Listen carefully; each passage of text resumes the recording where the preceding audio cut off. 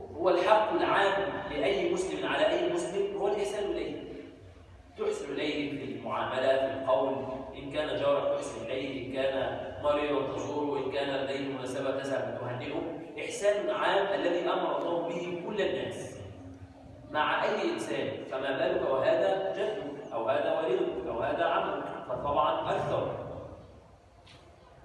الأمر الثاني، حينما ذهبنا إلى بيت النبي صلى الله عليه وسلم لنسأل كيف كانوا يتعاملون في هذا البيت الطيب المبارك الذي أرسله الله عز وجل لنا لنتعلم، فوجدنا أمنا عائشة رضي الله تعالى عنها تقول: كانت فاطمة أشد الناس سمتا برسول الله صلى الله عليه وسلم، أكثر الناس شبها بأخلاق النبي صلى الله عليه وسلم كانت فاطمة. فتقول: وما من مرة دخل فيها النبي صلى الله عليه وسلم إلا قامت فاطمة وألبسته. إحسان وبر وحسن خلق وحسن تربية.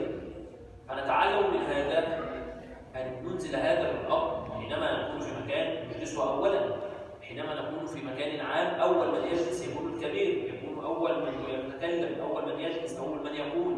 هو الكبير دائما كبير في كل شيء.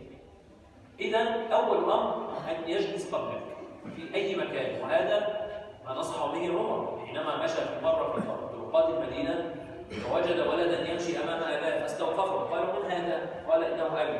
قال: يا فتى، لا تمشي أمام أبيك ولا تجلس قبله ولا تقاطعه في الكلام. آداب عامة يتعلمها المسلم. فإذا أول أمر عيب وكل العيب أن نجد أن إنسانا يجلس وأبوه هو، بل ما نراه الآن من كوارث، إنسان يجلس وأبوه يمسح له السيارة وأبوه كذا وأبوه كذا، كما نرى في بعض الأماكن. بعض الأماكن ترى للأسف الأب يعمل عند الابن، يعني أمور يعني لا يصدقها إنسان لولا أنه رآها بعينه. فإذا هذا الأمر الثاني. الأمر الثالث ألا تتكلم قبله حينما تكون في مكان عام، رايحين أي مناسبة عامة. طبعا كبير السن هو يقدم على الجميع حتى وإن لم يكن كفءا للكلام. يعني بعض الناس مثلا يقول لك: والله أنا جدي ده مثلا ما بيتكلم، ما بيعرفش يتكلم قوي، بيلخبط في الكلام، ولكن تقديرا له واحتراما له تقدمه في الكلام حتى وإن كان لا يحسن الكلام، حتى وإن كان لا يحسن الكلام. لماذا؟